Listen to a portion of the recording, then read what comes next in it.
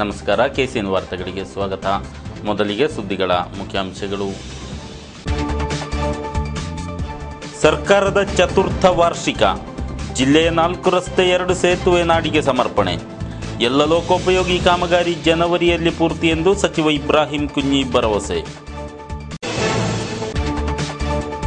ಸಂಪರ್ಕ ರಸ್ತೆ ಇಲ್ಲ, ಸೇತುವೆ ಆಸುಪಾಸು ನಿವಾಸಿಗಳಿಗೆ ಕಾಲು ದಾರಿಯೂ ಇಲ್ಲ. ಮಲಂಗೆರೆ ಸೇತುವೆ ತುರಾತುರಿ ಉದ್ಘಾಟನೆ ವಿರುದ್ಧ ನಾಗರಿಕರ ಪ್ರತಿಭಟನೆ. ಟಿಕೆಟ್ ಯಂತ್ರ ಕೈಕೊಟ್ಟಾಗ ಕೆಎಸ್ಆರ್ಟಿಸಿಯ ಸಂಚಾರ ಮೊಟಕು. ಪ್ರಯಾಣಿಕರ ರೋಷ, ಬಿಜೆಪಿಯಿಂದ ಸಾರಿಗೆ ಅಧಿಕಾರಿ ದಿಗ್ಬಂಧನ.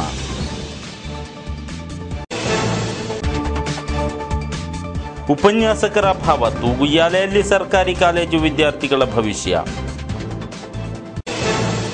ಸುದ್ದಿಗಳ ವಿವರವಾಗಿ. ರಾಜ್ಯ ಸಚಿವ ಸಂಪುಟದ 4ನೇ ವಾರ್ಷಿಕಾಚರಣೆ ಅಂಗವಾಗಿ ಜಿಲ್ಲೆಯಲ್ಲಿ 37.11 ಕೋಟಿ ರೂಪಾಯಿಗಳ ವಿವಿಧ ಯೋಜನೆಗಳನ್ನು ಶನಿವಾರ ನಾಡಿಗೆ ಸಮರ್ಪಿಸಲಾಯಿತು. ಲೋಕೋಪಯೋಗಿ ಖಾತೆ ಸಚಿವ ಇಬ್ರಾಹಿಂ ಕುಂಞಿ ಅವರು ವಿವಿಧ ಯೋಜನೆಗಳನ್ನು ಉದ್ಘಾಟಿಸಿದರು. ಜಿಲ್ಲೆಯ ವಿವಿಧೆಡೆಗಳಲ್ಲಾಗಿ 4 ರಸ್ತೆ ಹಾಗೂ 2 ಸೇತುವೆ ಉದ್ಘಾಟನೆ ನೆರವೇರಿತು. 2.25 ಕೋಟಿ ರೂಪಾಯಿ ವೆಚ್ಚದಲ್ಲಿ ಬೀಜಂತಡ್ಕ ಮಾನ್ಯ ಸಂಪರ್ಕ ರಸ್ತೆ, 4.7 ಕೋಟಿ ವೆಚ್ಚದಲ್ಲಿ ನಿರ್ಮಿಸಿದ ಕೋಟೂರು ಪೈರ್ಪಳ್ಳಂ ರಸ್ತೆ, 6.6 ಕೋಟಿ ರೂಪಾಯಿ ವೆಚ್ಚದಲ್ಲಿ ನಿರ್ಮಿಸಲಾದ ಮಂಗಲ್ಪಾಡಿ ಬಾಡೂರು ರಸ್ತೆ, 1.9 ಕೋಟಿ ವೆಚ್ಚದ ಪೂಕಟ್ಟೆ ಬಾಯಿಕಟ್ಟೆ ರಸ್ತೆ, 14.41 ಕೋಟಿ ವ್ಯಯದ ಅತ್ತನಾಡಿ ಸೇತುವೆ, 7.85 ಕೋಟಿ ವ್ಯಯದ ಓಣಿಬಾಗಿಲು ಸೇತುವೆ ಶನಿವಾರ ಉದ್ಘಾಟನೆಯಾಯಿತು. ಬೀಜಂತಡ್ಕ ಅಡಿಂಬಾಯಿ ಚೇಡೇಕಲ್ಲು ಮಾನ್ಯ ಲಿಂಕ್ ರಸ್ತೆ ಉದ್ಘಾಟನೆ സಚಿವರ 2ನೇ ಕಾರ್ಯಕ್ರಮವಾಗಿತ್ತು. നമ്മുടെ റോഡുകളുടെ അവസ്ഥ എൻ്റെ പ്രിയപ്പെട്ട സുഹൃത്ത് ശ്രീ കമറുദ്ദീൻ പല യോഗങ്ങളിലും പറയുന്നത് പോലെ കഴിഞ്ഞ 4 വർഷത്തിനിടയ്ക്ക് ഉണ്ടായിട്ടുള്ള മാറ്റം, റോഡുകൾ, പാലങ്ങൾ, ബിൽഡിങ്ങുകൾ, ഈ കെട്ടിടങ്ങളൊക്കെ നിർമ്മിക്കുന്ന അവസരങ്ങളിൽ അത് നമുക്ക് കഴിഞ്ഞ കാലത്തേക്കാൾ ഒരു നയാ പൈസ കൂടുതൽ നമുക്ക് ബഡ്ജറ്റ് സപ്പോർട്ടില്ല. ഒരു തുച്ഛമായ സംഖ്യയാണ് ബഡ്ജറ്റിൽ മാറ്റിവെക്കുന്നത്. ബഡ്ജറ്റിലുള്ള സംഖ്യ പ്രതീക്ഷിച്ചുകൊണ്ടല്ല, അത് മാത്രം ചെലവ് ചെയ്തുകൊണ്ടല്ല കേരളത്തിലെ റോഡുകളും പാലങ്ങളും നിർമ്മിക്കുന്നത്. ಶಾಸಕ ಎನ್ ಎ ನೆಲ್ಲಿಕುನ್ನ ಅಧ್ಯಕ್ಷತೆ ವಹಿಸಿದರು. ಪ್ರಮುಖರು ಪಾಲ್ಗೊಂಡರು. ಯಡ್ಮಕಜೆ ಪಂಚಾಯತಿನ ಮಲಂಗೆರೆ ಓಣಿಬಾಗಿಲು ಸೇತುವೆಯನ್ನು ನಾಡಿಗೆ ಸಮರ್ಪಿಸಲಾಯಿತು. ಉತ್ಸವದ ಅಬ್ಬರದಲ್ಲಿ ಜರುಗಿದ ಪ್ರೌಢಿಮೆಯ ಸಮಾರಂಭದಲ್ಲಿ ರಾಜ್ಯ ಲೋಕೋಪಯೋಗಿ ಖಾತೆ ಸಚಿವ ವಿ.ಕೆ. ಇಬ್ರಾಹಿಂ ಕುಂಞಿ ಅವರು ಸೇತುವೆಯ ಉದ್ಘಾಟನೆ ನೆರವೇರಿಸಿದರು. ಶನಿವಾರ ಪೂರ್ವಾಹ್ನ ಮುಂಡಿತಡ್ಕ ಪಳ್ಳಂ ಜಂಕ್ಷನ್ನಲ್ಲಿ ಕಾರ್ಯಕ್ರಮ ಜರುಗಿತು. ಅತ್ಯಂತ ಆವೇಶಭರಿತವಾಗಿ ಸಚಿವರನ್ನು ಆತ್ಮೀಯವಾಗಿ ಸ್ವಾಗತಿಸಲಾಯಿತು. ಬಳಿಕ ಜರುಗಿದ ಸಮಾರಂಭದಲ್ಲಿ ಸಚಿವರು ಉದ್ಘಾಟನೆ ನೆರವೇರಿಸಿದರು.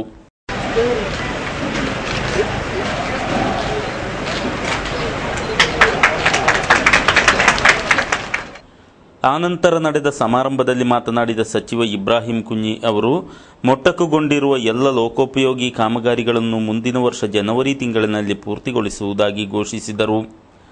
ಮಿಷನ್ 676 ಎಂಬ ಹೆಸರಿನಲ್ಲಿ ರಾಜ್ಯದಲ್ಲಿ 100 ಸೇತುವೆಗಳನ್ನು ಪೂರ್ತಿಗೊಳಿಸುವುದಾಗಿಯೂ ಆ ಪೈಕಿ ಇದು 21ನೇಯದ್ದೆಂದು ಹೇಳಿದರು. ಸದ್ರಿ ಸೇತುವೆಯ ಸಂಪರ್ಕ ರಸ್ತೆ ಶೀಘ್ರದಲ್ಲೇ ಪೂರ್ತಿಗೊಳಿಸಲಾಗುವುದು. ಸೇತುವೆ ಉದ್ಘಾಟನೆ ವಿರುದ್ಧ ಕೆಲವರು ನಡೆಸಿದ ಪ್ರತಿಭಟನೆ ದೌರ್ಭಾಗ್ಯಕರವೆಂದು ಹೇಳಿದರು. മുടങ്ങിക്കിടക്കുന്ന പാലങ്ങളുടെ പണി പൂർത്തീകരിക്കുന്ന ഒരു പദ്ധതി ആവിഷ്കരിച്ചത്. അത് ഈ ഗവൺമെന്റിന്റെ കാലത്ത് തുടങ്ങിയത് മാത്രമല്ല, കഴിഞ്ഞ ഗവൺമെന്റിന്റെ കാലത്ത് തുടങ്ങിയ വർക്കുകളുണ്ട്, അതിനു മുമ്പുള്ള ഗവൺമെന്റിന്റെ കാലത്ത് തുടങ്ങിയ വർക്കുകളുണ്ട്. വർഷങ്ങളായി മുടങ്ങിക്കിടക്കുന്ന അത്തരത്തിലുള്ള പദ്ധതികളൊക്കെ ഏറ്റെടുത്ത് നടപ്പിലാക്കുന്നതിനാണ് മിഷൻ 676 എന്ന പദ്ധതി കേരള ഗവൺമെന്റ്, മുഖ്യമന്ത്രി അത് പ്രഖ്യാപിച്ചത്. പിന്നെ മറ്റൊരു സന്തോഷ വാർത്ത, നമ്മൾ ഈ ജനുവരി 5-ാം തീയതി മുതൽ 400 ദിവസം തികയുമ്പോൾ 100 പാലം ഉദ്ഘാടനം ചെയ്യാൻ തീരുമാനിച്ചു. ಸಮಾರಂಭದಲ್ಲಿ ಶಾಸಕ ಪಿ.ಬಿ. ಅಬ್ದುಲ್ ರಜಾಕ್ ಅಧ್ಯಕ್ಷತೆ ವಹಿಸಿದರು. ಕರಕುಶಲಾಭಿವೃದ್ಧಿ ನಿಗಮ ಅಧ್ಯಕ್ಷ ಎಂ.ಸಿ. ಕಮರುದ್ದೀನ್, ಯಡ್ಮಕಜೆ ಪಂಚಾಯತ್ ಅಧ್ಯಕ್ಷ ಜೆ.ಎಸ್. ಸೋಮಶೇಖರ, ಸದಸ್ಯೆ Aishatul Bushra, A A. Kayyangudal, M. Abbas, Sanjeeva Shetty, Sanjeeva Rai, engineer P K. Satheeshan ಮೊದಲಾದವರು ಭಾಗವಹಿಸಿದರು. ತತ್ಸಂಬಂಧಿ ಕಾಮಗಾರಿ ಪೂರ್ತಿಯಾಗುವ ಮುನ್ನವೇ ಮಲಂಗೆರೆ ಸೇತುವೆ ಉದ್ಘಾಟಿಸಿರುವುದನ್ನು ಪ್ರತಿಭಟಿಸಿ ಜನರೋಷ ಸೃಷ್ಟಿ. ಸಂಪರ್ಕ ರಸ್ತೆಯನ್ನು ನಿರ್ಮಿಸದೆ ತುರಾತುರಿಯಲ್ಲಿ ಸೇತುವೆ ಉದ್ಘಾಟಿಸಿರುವುದಾಗಿ ಆರೋಪಿಸಿ ವ್ಯತ್ಯಸ್ತ ರೀತಿಯಲ್ಲಿ ಪ್ರತಿಭಟಿಸಲಾಯಿತು. ಪ್ರತಿಭಟನೆಯ ಅಂಗವಾಗಿ ನಾಗರಿಕ ಕ್ರಿಯಾ ಸಮಿತಿಯ ನೇತೃತ್ವದಲ್ಲಿ ಕೆಸರು ಗದ್ದೆಯಂತಿರುವ ರಸ್ತೆಯಲ್ಲಿ ಬಾಳೆಗಿಡ ನೆಟ್ಟು ಘೋಷಣೆ ಮೊಳಗಿಸಲಾಯಿತು. ಮಲಂಗರೆ ಸೇತುವೆಯನ್ನು ಉದ್ಘಾಟಿಸಿ ಸಚಿವರು ಭಾಷಣ ಮಾಡುತ್ತಿರುವಂತೆ 1 ಕಿಲೋಮೀಟರ್ ದೂರದಲ್ಲಿ ಪ್ರತಿಭಟನೆ ಮೊಳಗಿದೆ. ಪ್ರತಿಭಟನಾ ಮೆರವಣಿಗೆಗೆ KA Santosh Kumar, K Ramakrishna Rai, Jimmy D'Souza, Babu Bhandari, M Munir ಮೊದಲಾದವರು ನೇತೃತ್ವ ನೀಡಿದರು.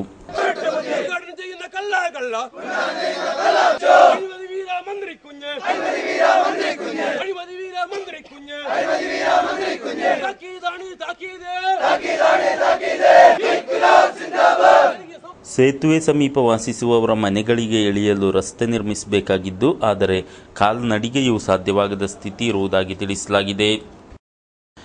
ಟಿಕೆಟ್ ಯಂತ್ರ ಕೈಕೊಟ್ಟಿರುವುದು ಬಸ್ಸು ಸಂಚಾರ ಮೊಟಕಿಗೆ ಕಾರಣವಾಯಿತು. ಕಾಸರಗೋಡು ಕೆಎಸ್ಆರ್ಟಿಸಿ ಡಿಪೋದಲ್ಲಿ ಶನಿವಾರ ಪೂರ್ವಾಹ್ನ ಈ ರಾದ್ಧಾಂತ ನಡೆದಿದ್ದು, ಪ್ರಯಾಣಿಕರನ್ನು ಅಲ್ಪ ಹೊತ್ತು ಇಕ್ಕಟ್ಟಿಗೆ ಸಿಲುಕಿಸಿತು. ಕೊನೆಗೆ ಮುದ್ರಿತ ಟಿಕೆಟ್ ಅನ್ನು ಬಸ್ಸುಗಳಿಗೆ ವಿತರಿಸುವ ಮೂಲಕ ಸಮಸ್ಯೆ ಪರಿಹಾರವಾಯಿತು. ಕೆಎಸ್ಆರ್ಟಿಸಿ ಡಿಪೋದಲ್ಲಿ ಬಸ್ಸುಗಳಿಗೆ ಟಿಕೆಟ್ ಒದಗಿಸಲು ಬೇಕಾಗಿರುವ ಟಿಕೆಟ್ ಎಲೆಕ್ಟ್ರಾನಿಕ್ ಮಿಷನ್ ಹಾಳಾದದ್ದರಿಂದ ಮಂಗಳೂರು, ಕಣ್ಣೂರು ಮೊದಲಾದೆಡೆಗೆ ತೆರಳಬೇಕಾಗಿದ್ದ ಬಸ್ಸುಗಳ ಸಂಚಾರ ಸ್ಥಗಿತಗೊಂಡಿತು. ಇದರಿಂದ ಪ್ರಯಾಣಿಕರು ಬಸ್ಸು ತಂಗುದಾಣದಲ್ಲಿ ಬೆಳಿಗ್ಗೆ ಕೆಲ ಕಾಲ ಪರದಾಡುವಂತಾಯಿತು. ಸುದ್ದಿ ಅರಿತು ಬಿಜೆಪಿ ಜಿಲ್ಲಾ ಪ್ರಧಾನ ಕಾರ್ಯದರ್ಶಿ ನ್ಯಾಯವಾದಿ ಕೆ ಶ್ರೀಕಾಂತ್ ಸಹಿತ ಬಿಜೆಪಿ ಪಕ್ಷದ ಮುಖಂಡರು ಡಿಪೋಗೆ ತಲುಪಿ ಅಧಿಕಾರಿಗಳನ್ನು ತರಾಟೆಗೆ ತೆಗೆದುಕೊಂಡರು. ಬಳಿಕ ನಡೆದ ಮಾತುಕತೆಯಂತೆ ಪರ್ಯಾಯ ವ್ಯವಸ್ಥೆಯಾಗಿ ಮುದ್ರಿತ ಟಿಕೆಟ್ಗಳನ್ನು ಬಸ್ಸಿನ ನಿರ್ವಾಹಕರಿಗೆ ನೀಡಿ ಸಂಚಾರ ಪುನರಾರಂಭಿಸಲಾಯಿತು. ಈ ವೇಳೆ ಸುದ್ದಿಗಾರರೊಂದಿಗೆ ಮಾತನಾಡಿದ ನ್ಯಾಯವಾದಿ ಕೆ ಶ್ರೀಕಾಂತರು, ಕೆಎಸ್ಆರ್ಟಿಸಿ ಅಧಿಕಾರಿಗಳು ತೋರಿದ ಬೇಜವಾಬ್ದಾರಿಯಿಂದ ಈ ಸಮಸ್ಯೆ ನಡೆದಿದೆ. ಇದೀಗ ಚರ್ಚೆಯ ಬಳಿಕ ನಿಲ್ದಾಣ ಅಧಿಕಾರಿಗಳು ಪರ್ಯಾಯ ಪ್ರಿಂಟೆಡ್ ವ್ಯವಸ್ಥೆ കൽപ്പിಸಿ ಸಂಚಾರ ആരംഭിಸಲು സമ്മതിಸಿದರು ಎಂದು ತಿಳಿಸಿದರು. സർവർ കേടായതിൻ്റെ പേരിൽ നിർത്തിവെച്ചിരിക്കുന്നത് പ്രതിഷേധാർഹമാണ്. സർവർ കേടായാൽ പകരം പ്രിന്റഡ് ടിക്കറ്റ് നൽകിക്കൊണ്ട് സർവീസ് നടത്താവുന്നതായിരുന്നു. പക്ഷേ KSRTCയുടെ ഭാഗത്തു നിന്നുള്ള തികഞ്ഞ അനാസ്ഥ കൊണ്ട് ആ സംവിധാനം ഏർപ്പെടുത്താൻ KSRTC അധികൃതർ തയ്യാറായില്ല. നാട്ടുകാരുടെയും BJPയുടെയൊക്കെ ശക്തമായിട്ടുള്ള പ്രതിഷേധത്തെ ബന്ധപ്പെട്ട DTOനെ അറിയിക്കുകയും തുടർന്ന് പ്രിന്റഡ് ടിക്കറ്റ് ഇഷ്യൂ ചെയ്യാനുള്ള ഉത്തരവ് ഇറക്കുകയും അങ്ങനെ ബസ് ഓട്ടാൻ തയ്യാറാവുകയും ചെയ്തു. KSRTC കാസർഗോഡ് ജനതയോട് കാട്ടിക്കുന്ന ഏറ്റവും വലിയ അവഗണനയാണ് ഇത് സൂചിപ്പിക്കുന്നത്. ഈ അവഗണന KSRTC അവസാനിപ്പിക്കണം എന്നാണ് ഞങ്ങൾക്ക് അധികൃതരെ അറിയിക്കാനുള്ളത്.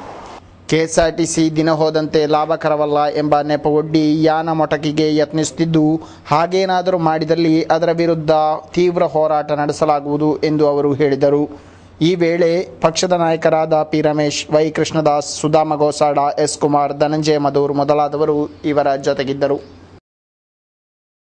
ಕಾಸರಗೋಡು ಸರ್ಕಾರಿ ಕಾಲೇಜಿನಲ್ಲಿ ಉಪನ್ಯಾಸಕರ ಅಭಾವ ತೀವ್ರಗೊಂಡಿದ್ದು, ಇದು ವಿದ್ಯಾರ್ಥಿಗಳ ವ್ಯಾಸಂಗವನ್ನು ಬಾಧಿಸಿದೆ. ಕಾಲೇಜಿನ ವಿವಿಧ ವಿಭಾಗಗಳಲ್ಲಾಗಿ 30ರಷ್ಟು ಉಪನ್ಯಾಸಕರ ಹುದ್ದೆ ಇನ್ನೂ ಖಾಲಿ ಬಿದ್ದಿವೆ. ಕೆಲವೊಂದು ವಿಭಾಗಗಳಲ್ಲಿ ಸಂಪೂರ್ಣವಾಗಿ ತಾತ್ಕಾಲಿಕ ಶಿಕ್ಷಕರು ಮಾತ್ರವಿದ್ದಾರೆ. ಕಾಲೇಜಿನ ಆಂಗ್ಲ ವಿಭಾಗದಲ್ಲಿ ವಿಭಾಗ ಮುಖ್ಯಸ್ಥರನ್ನು ಹೊರತುಪಡಿಸಿ ಉಳಿದವರೆಲ್ಲರೂ ತಾತ್ಕಾಲಿಕ ಆಧಾರದ ಉಪನ್ಯಾಸಕರಾಗಿದ್ದಾರೆ. ಭೌತಶಾಸ್ತ್ರ ವಿಭಾಗದಲ್ಲಿ ಸದ್ಯ 5ರಷ್ಟು ಖಾಲಿ ಹುದ್ದೆಗಳಿವೆ. ಎಲ್ಲ ವಿಭಾಗಗಳಲ್ಲಾಗಿ ಒಟ್ಟು 30ರಷ್ಟು ಹುದ್ದೆ ಖಾಲಿ ಇರುವುದಾಗಿ ತಿಳಿಯಲಾಗಿದೆ. ರ್ಯಾಂಕ್ ಪಟ್ಟಿ ಇಲ್ಲದಿರುವುದರಿಂದ ನೂತನ ನೇಮಕಾತಿಗೆ ತೊಡಕಾಗುತ್ತಿರುವುದಾಗಿ ಕಾಲೇಜು ಅಧಿಕೃತರು ತಿಳಿಸಿದ್ದಾರೆ. ಉಪನ್ಯಾಸಕರಿಲ್ಲದೆ ತಮ್ಮ ಕಲಿಕೆ ತೂಗುಯ್ಯಾಲೆಯ ಸ್ಥಿತಿಯಲ್ಲಿರುವುದಾಗಿಯೂ ತಮ್ಮ ದೀನ ಅವಸ್ಥೆಯನ್ನು ಸಂಬಂಧಿತರು ಮನಗಂಡು ಸೂಕ್ತ ಕ್ರಮ കൈಗೊಳ್ಳಬೇಕೆಂದು വിദ്യാർത്ഥി പ്രതിനിധികൾ ആഗ്രഹിಸಿದ್ದಾರೆ. നിലവിൽ 5 പോസ്റ്റും ഗസ്റ്റ് ലെക്ചർമാരായിട്ടാണ് ഫിസിക്സ് ഡിപ്പാർട്ട്മെന്റിലുള്ളത്. അപ്പോൾ നിലവിൽ 5ലും ഈ വർഷം ഡെയിലി വേജ് ആൾക്കാരെ സെലക്ട് ആക്കിയിട്ടുണ്ട്. അതുപോലെ തന്നെ ഇംഗ്ലീഷ് ഡിപ്പാർട്ട്മെന്റിലാണെങ്കിലും 1ഓ 2ഓ ആണ് പെർമനന്റ് പോസ്റ്റും, ബാക്കി 5ഓ 6ഓ ഗസ്റ്റ് ലെക്ചർമാരാണുള്ളത്. അതുപോലെ തന്നെ കമ്പ്യൂട്ടർ സയൻസ് ആണെങ്കിലും 1 പെർമനന്റും ബാക്കി 1ഓ 2ഓ ഗസ്റ്റ് ലെക്ചർമാരാണ്. നിലവിൽ 14 ഡിപ്പാർട്ട്മെന്റുകളിലും പല ഡിപ്പാർട്ട്മെന്റുകളിലും പെർമനന്റ് ഗസ്റ്റുകൾ കുറവാണ്. അതിൽ എത്രയും പെട്ടെന്ന് തന്നെ ഗവൺമെന്റ് ചെയ്യേണ്ടത് എത്രയും പെട്ടെന്ന് റാങ്ക് ലിസ്റ്റ് ഏർപ്പെടുത്തി പുതിയ അധ്യാപകരെ നിയമിക്കേണ്ടതാണെന്ന് അറിയിക്കുന്നു. I'm a student of English department and Here HOD is only permanent and others are all guest teachers. So we have some problems and teachers are less and always we will be free and there are only guest teachers. So the classes are not getting engaged properly. ಹುದ್ದೆ ಭರ್ತಿಗೊಳಿಸುವ ಜೊತೆಗೆ ಕಾಲೇಜಿನ ಇತರ ಸೌಕರ್ಯಗಳನ್ನು ಶೌಚಾಲಯ ಸಹಿತ ಅಗತ್ಯಗಳನ್ನು ಕಾರ್ಯಗತಗೊಳಿಸುವಂತೆ ಅವರು ಒತ್ತಾಯಿಸಿದ್ದಾರೆ. ವಿದ್ಯುದೀಕರಣ ಪೂರ್ತಿಯಾಗದಿರುವುದರಿಂದ ಇನ್ನೂ ಚಟುವಟಿಕೆ ಆರಂಭಿಸದಿರುವ ಸ್ನಾತಕೋತ್ತರ ಬ್ಲಾಕ್ ಹಾಗೂ ಹಾಸ್ಟೆಲ್ ಕಟ್ಟಡದ ಚಟುವಟಿಕೆ ಶೀಘ್ರ ಆರಂಭಿಸುವಂತೆಯೂ ಒತ್ತಾಯಿಸಲಾಯಿತು. ಮಸೀದಿ ಕೆರೆಗೆ ಬಿದ್ದು ಮಂಜೇಶ್ವರ ನಿವಾಸಿಯಾಗಿರುವ ಮಸೀದಿ ನೌಕರ ಸಾವನ್ನಪ್ಪಿದ್ದಾರೆ. ಎರ್ನಾಕುಲಂನಲ್ಲಿ ದುರಂತ ನಡೆದಿದೆ. ಮಂಜೇಶ್ವರದ ಬಾಚಳಿಕೆ ನಿವಾಸಿ 35ರ ಹರೆಯದ ಅಬ್ದುಲ್ ಬಶೀರ್ ಮೃತರು. ಎರ್ನಾಕುಲಂನ ಪಟ್ಟಮ್ಮಟ್ಟ ಎಂಬಲ್ಲಿ ಇವರು ಮಸೀದಿಯಲ್ಲಿ ಕರ್ತವ್ಯದಲ್ಲಿದ್ದಾಗ ಅಲ್ಲಿನ ಟ್ಯಾಂಕಿಗೆ ನೀರು ತುಂಬಿಸಲು ಯತ್ನಿಸುವ ವೇಳೆ ದುರ್ಘಟನೆ ನಡೆದಿದೆ. ಮೃತರು ಪತ್ನಿ ಸುಹರ ಹಾಗೂ 3 ಮಕ್ಕಳನ್ನು ಹೊಂದಿದ್ದಾರೆ. ಚಾಲಕನ ನಿಯಂತ್ರಣ ತಪ್ಪಿ ವ್ಯಾನ್ ಹೊಂಡಕ್ಕೆ ಮಗುಚಿ ಬಿದ್ದು ಈರುವರು ಜಖಂಗೊಂಡಿದ್ದಾರೆ. ಉದ್ಯಾವರ 10ನೇ ಮೈಲಿನ ನಿವಾಸಿ ಮಜೀದ್ 39 ಹಾಗೂ ಸ್ಥಳೀಯ ಗಾಂಧಿನಗರದ ಖಲೀಲ್ 28 ಗಾಯಗೊಂಡವರು. ಕಳೆದ ದಿನ ಸಂಜೆ ಹೊಸಬೆಟ್ಟು ತಿರುವು ಬಳಿ ದುರಂತ ಘಟಿಸಿದೆ. ಗಾಯಗೊಂಡ ಇರುವರನ್ನು ತೊಕ್ಕೋಟು ಆಸ್ಪತ್ರೆಯಲ್ಲಿ ದಾಖಲಿಸಲಾಗಿದೆ. ವ್ಯಾನ್ ಹೊಸಬೆಟ್ಟು ತಿರುವಿಗೆ ತಲುಪಿದಾಗ ಎದುರಿನಿಂದ ವಾಹನ ಆಗಮಿಸಿದ್ದು ಸೈಡ್ ನೀಡಲೆತ್ನಿಸುವ ಭರದಲ್ಲಿ ನಿಯಂತ್ರಣ ತಪ್ಪಿ ರಸ್ತೆ ಬದಿಯ ಹೊಂಡಕ್ಕೆ ಬಿದ್ದಿದೆ. ವಿದೇಶಕ್ಕೆ ಗಾಂಜಾ ಸಾಗಿಸಲು ಯತ್ನಿಸುತ್ತಿದ್ದ ಕಾಸರಗೋಡು ನಿವಾಸಿ ಸೆರೆಗೀಡಾಗಿದ್ದಾನೆ. ಚಂಬರಿಕ ನಿವಾಸಿ ಮೊಹಮ್ಮದ್ ಇರ್ಷಾದ್ ಯಾನೆ ಚಂಬರಿಕ ಮೊಹಮ್ಮದ್ 31 ಬಂಧಿತ ವ್ಯಕ್ತಿ. ಮಂಗಳೂರು ವಿಮಾನ ನಿಲ್ದಾಣದಲ್ಲಿ ಈತನನ್ನು ಬಂಧಿಸಲಾಗಿದ್ದು 4 ಕಿಲೋ ಗಾಂಜಾ ವಶಪಡಿಸಲಾಗಿದೆ. ಏರ್ ಇಂಡಿಯಾ ವಿಮಾನದಲ್ಲಿ ದೋಹಾಕ್ಕೆ ಗಾಂಜಾ ಸಾಗಿಸಲು ಮಹಮ್ಮದನು ಮಂಗಳೂರು ವಿಮಾನ ನಿಲ್ದಾಣಕ್ಕೆ ತಲುಪಿದ್ದ. ಈತನ ವರ್ತನೆಯಲ್ಲಿ ಸಂಶಯಗೊಂಡ ಹಿನ್ನೆಲೆಯಲ್ಲಿ ಕಸ್ಟಮ್ಸ್ ಅಧಿಕಾರಿಗಳು ಬ್ಯಾಗ್ ಅನ್ನು ತಪಾಸಣೆಗೆ ಒಳಪಡಿಸಿದ್ದು ಈ ವೇಳೆ 4 ಪ್ಯಾಕೆಟ್ಗಳಲ್ಲಿ ಗಾಂಜಾ ಪತ್ತೆಯಾಗಿದೆ. ಬಳಿಕ ಸ್ಥಳೀಯ ಪೊಲೀಸರು ಆರೋಪಿಯನ್ನು ಹೆಚ್ಚಿನ ವಿಚಾರಣೆಗೊಳಪಡಿಸಿ ನ್ಯಾಯಾಲಯಕ್ಕೆ ಹಾಜರುಪಡಿಸಿದ್ದು ರಿಮಾಂಡ್ ವಿಧಿಸಲಾಗಿದೆ. ಕೇಳುಗುಡ್ಡ ಕುಚ್ಚಿಕಾಡು ನಿವಾಸಿ ದಿವಂಗತ ಚಂದ್ರಶೇಖರ ಬಲ್ಯಾಯರ ಪತ್ನಿ ಸಾವಿತ್ರಿ ಅವರು ನಿಧನ ಹೊಂದಿದ್ದಾರೆ. ಶನಿವಾರ ಮುಂಜಾನೆ ಸ್ವಗೃಹದಲ್ಲಿ ಕೊನೆಯುಸಿರೆಳೆದರು. ಸಾವಿತ್ರಿ ಅವರಿಗೆ 65 ವರ್ಷ ಪ್ರಾಯವಾಗಿತ್ತು. ಮೃತರು ಮಕ್ಕಳಾದ ರಾಧಾಕೃಷ್ಣ, ಪತ್ರಿಕಾ ಛಾಯಾಗ್ರಾಹಕ ವಿನಯ್ ಕುಮಾರ್, ಮನೋಹರ, ಅನಿಲ್ ಕುಮಾರ್, ಪ್ರೇಮಲತಾ, ಅಳಿಯ ಭಾಸ್ಕರ, ಸೊಸೆಯಂದಿರಾದ ಸವಿತಾ, ಪ್ರಸನ್ನಕುಮಾರಿ, ಮಾಲಿನಿ, ಸಂಧ್ಯಾ ಹಾಗೂ ಅಪಾರ ಬಂಧು ಬಳಗದವರನ್ನು ಹೊಂದಿದ್ದಾರೆ. ಭಾನುವಾರ ಅಂತಾರಾಷ್ಟ್ರೀಯ ಯೋಗ ದಿನ. ಇದರ ಅಂಗವಾಗಿ ಜಿಲ್ಲಾಡಳಿತ, ಜಿಲ್ಲಾ ಪೊಲೀಸ್ ಪ್ರಾಧಿಕಾರ ಹಾಗೂ ನೆಹರು ಯುವ ಕೇಂದ್ರ ಎಂಬಿಯುಗಳ ಸಂಯುಕ್ತ ಆಶ್ರಯದಲ್ಲಿ ಯೋಗ ದಿನ ಆಚರಿಸಲು ನಿರ್ಧರಿಸಲಾಗಿದೆ. ಜಿಲ್ಲಾ ಕೇಂದ್ರ ಕಚೇರಿಯಲ್ಲಿ ರವಿವಾರ ಬೆಳಿಗ್ಗೆ 8 ಗಂಟೆಗೆ ಯೋಗ ತಜ್ಞರು ತರಬೇತಿ ನೀಡಲಿರುವರು.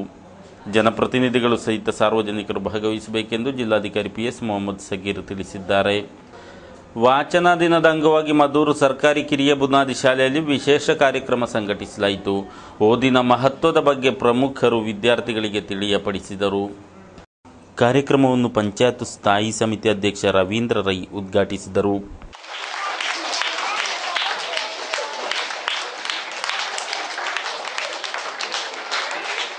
ವಾಚನ ವಾರ ಸಾಂಕೇತಿಕವಾಗಿ ಮಾತ್ರ ಮಾಡುವಂತಹ ಶಾಲೆಗಳಲ್ಲಿ ನಾನು ಕಾಣ್ತಾ ಇದ್ದೇನೆ. ಹಾಗೆ ಈ ಶಾಲೆ ಆಗಲ್ಲ. ಯಾವುದೇ ಕಾರ್ಯಕ್ರಮ ಇಟ್ಟರೂ ಕೂಡ ನಾವು ಅದನ್ನು ಉತ್ತಮ ರೀತಿಯಿಂದ, ಅದು ನಮಗೆ ಪ್ರಯೋಜನ ಬರುವ ರೀತಿಯಲ್ಲಿ ನಾವು ನಡೆಸುವಂತಹ ಪದ್ಧತಿ. ಇದು ಕೂಡ ಹಾಗೆಯೇ ಒಂದು ಉತ್ಸವವಾಗಿ, ಒಂದು ವಾಚನ ವಾರ ನಮ್ಮೆಲ್ಲರ ಭವಿಷ್ಯದಲ್ಲಿ ಅದು ನಮಗೆ ಉಪಯೋಗಪ್ರದವಾಗಲಿ ಅಂತ ನಾನು ಪ್ರಥಮವಾಗಿ ಹಾರೈಸ್ತೇನೆ. ಶಾಲಾ ರಕ್ಷಕ ಶಿಕ್ಷಕ ಸಂಘದ ಅಧ್ಯಕ್ಷ ಗೋಪಾಲ್ ನಾಯ್ಕ ಅಧ್ಯಕ್ಷತೆ ವಹಿಸಿದರು. ನಿವೃತ್ತ ಉಪಜಿಲ್ಲಾಧಿಕಾರಿ ಬಿ ಬಾಲಕೃಷ್ಣ ಗಿತ್ತಾಯ, ನಿವೃತ್ತ ಪಂಚಾಯತ್ ಕಾರ್ಯದರ್ಶಿ ತಾರನಾಥ ಮದೂರು, ಬ್ಲಾಕ್ ಪಂಚಾಯತ್ ಉಪಾಧ್ಯಕ್ಷ ಹರ್ಷದ್ ವರ್ಕಾಡಿ, ಶಾಲಾ ಮುಖ್ಯೋಪಾಧ್ಯಾಯ ಸೀತಾರಾಮ ಮೊದಲಾದವರು ಮಾತನಾಡಿದರು. ಸಬಿತಾ ವಂದಿಸಿದರು. ವಾಚನ ಸಪ್ತಾಹದ ಅಂಗವಾಗಿ ಪುಸ್ತಕ ಬಂಡಿ, ಪುಸ್ತಕ ಪರಿಚಯ, ಅಮ್ಮನಿಗೊಂದು ಪುಸ್ತಕ, ಶಾಲಾ ಗ್ರಂಥಾಲಯ ಅಭಿವೃದ್ಧಿ, ಪುಸ್ತಕ ಪ್ರದರ್ಶನ, ಸಾಹಿತಿಗಳ ಜೊತೆ ಸಂವಾದ ಎಂಬಿಯುಗಳ ವಿವರಣೆ ನೀಡಲಾಯಿತು. ಮಂಜೇಶ್ವರ ಕಣ್ಣುತೀರ್ಥ ಶ್ರೀ ಭಗವತಿ ಕಿರಿಯ ಪ್ರಾಥಮಿಕ ಶಾಲೆಯಲ್ಲಿ ವಾಚನ ದಿನಾಚರಣೆ ಜರುಗಿತು. ಇದರ ಅಂಗವಾಗಿ ಪುಸ್ತಕ ಪ್ರದರ್ಶನ ಜೊತೆಗೆ ಓದುವ ಹಾಗೂ ಟಿಪ್ಪಣಿ ಬರೆಯುವ ಸ್ಪರ್ಧೆಯೂ ನಡೆಯಿತು. ಹಲವಾರು ಮಂದಿ ಪೋಷಕರು ಕಾರ್ಯಕ್ರಮದಲ್ಲಿ ಭಾಗವಹಿಸಿದರು. ಕೊನೆಯಲ್ಲಿ ಮತ್ತೊಮ್ಮೆ ಸುದ್ದಿಗಳ ಮುಖ್ಯಾಂಶಗಳು. ಸರ್ಕಾರದ ಚತುರ್ಥ ವಾರ್ಷಿಕ. ಜಿಲ್ಲೆಯ 4 ರಸ್ತೆ, 2 ಸೇತುವೆ ನಾಡಿಗೆ ಸಮರ್ಪಣೆ. ಎಲ್ಲ ಲೋಕೋಪಯೋಗಿ ಕಾಮಗಾರಿ ಜನವರಿಯಲ್ಲಿ ಪೂರ್ತಿ ಎಂದು ಸಚಿವ ಇಬ್ರಾಹಿಂ ಕುಂಞಿ ಭರವಸೆ. ಸಂಪರ್ಕ ರಸ್ತೆ ಇಲ್ಲ, ಸೇತುವೆ ಆಸುಪಾಸು ನಿವಾಸಿಗಳಿಗೆ ಕಾಲು ದಾರಿಯೂ ಇಲ್ಲ. ಮಲಂಗೆರೆ ಸೇತುವೆ ತುರಾತುರಿ ಉದ್ಘಾಟನೆ ವಿರುದ್ಧ ನಾಗರಿಕರ ಪ್ರತಿಭಟನೆ. ಟಿಕೆಟ್ ಯಂತ್ರ ಕೈಕೊಟ್ಟಾಗ ಕೆಎಸ್ಆರ್ಟಿಸಿಯ ಸಂಚಾರ ಮೊಟಕು. ಪ್ರಯಾಣಿಕರ ರೋಷ, ಬಿಜೆಪಿಯಿಂದ ಸಾರಿಗೆ ಅಧಿಕಾರಿ ದಿಗ್ಬಂಧನ.